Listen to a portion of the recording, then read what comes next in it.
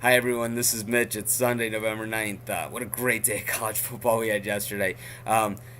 Didn't have my best day, didn't have my worst day. I had a slightly winning day, and I tell you, it could have been a little better. I was a little late getting some of those picks in a game like Boise, where it ended up being a push, from where I picked it from. If I call it the day earlier, I'm a comfortable 2.5 point winner against the spread. So, with this late in the season, the spreads are going to be a little tighter, and we're going to see games like that. The Missouri game that I'm not sure if Jordan called that one or not.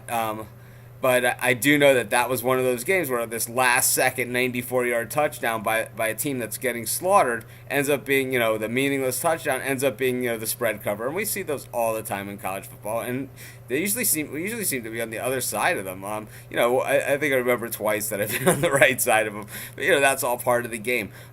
Yesterday, just an epic day, and I don't, we're just going to talk about a little bit about the landscape of college football and what the game is. It's Sunday, and, there's not, so much to look forward to, though, of course I'll wrap up talking about what we have, but, I mean, let's take a look at what happened yesterday. That game in Iowa, that's the type of game that, when I was a kid, those are the types of games that I carry with me for the rest of my life. It was just that kind of win for them. It was an epic win. It was a program defining win. It is a recruiting win. It is a winning on so many levels. It's a win for the game of college football too. And the reason why it's a win for the game of college football is it takes the casual fan and it turns it into a real fan of the game. And once you do that, that's what it did to me, and that's what it did to so many of you. And just thinking about it, it just brings back so many memories of so many games that I saw when I was younger, that make me, the fan of the game that I am today. And, while I haven't finished my story about, how I became, this college football person, that I started in the About Mitch section, I certainly plan on finishing that. It's just, the site has grown so fast that I haven't had time for a lot of that stuff because I've been providing current content about, what everything else that's going on. And there's a lot going on in this site. And, speaking of which, we're going to have a chat room probably by next week, a beta version, so you can come on and we can talk, during the games, kind of like what we tried to do yesterday in the forums, but a better format where you don't have to keep updating and things of that nature, trying to hunt down the commentary. And, we'll try out maybe a couple beta versions. We'll see what we like. And, next season we'll go full tilt when we have the total site redesign, which is going to be, it's going to be pretty amazing. I'm still, humbled by the growth of this place. And I thank each and every one of you. Let's talk about a couple of these other games. Cincinnati Bearcats showing that they are real. They go in, they beat West Virginia. They lost 2 games this year. One was a pretty bad loss to Rutgers. The other one they lost in Norman, Oklahoma. No shame in that. They lost their starting quarterback in that game, and the Oklahoma steamroll starts going. They were the number 1 ranked team in the country at the time. So Cincinnati has a shot at a BCS game.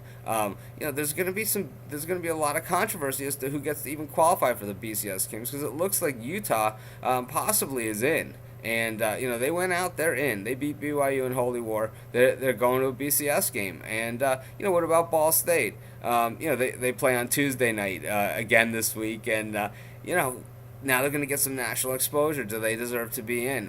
There's going to be a lot of 2-loss teams. We might actually get to see some good matchups because it looks like the cream at the top of the crop it is pretty good this year. So maybe we will be fortunate enough to get some good BCS games for change. Anyways, let's talk about the week coming up. And, this really looks like a pretty not great schedule for this point in the season. It's a lot of things didn't work out like, the experts thought they were going to. So, we don't really have any marquee matchups this week. We'll throw in some points and, we'll have a good time with it. That's for sure. We always do. We do have football Tuesday, Wednesday, Thursday, Friday, and Saturday, so there's not going to be a lot of rest. Tonight I'm going to post the point spreads coming up for the week. I have to say that this will be the first week of the season, and I'm going to be picking a Miami game because they're on Thursday night, and like I'll stick with the theme that I always pick all of the Thursday. All the weekday games, and just because it's Miami, I'm not going to make an exception. I have the two conflicting things where I don't pick the Miami games, and I pick every Thursday game.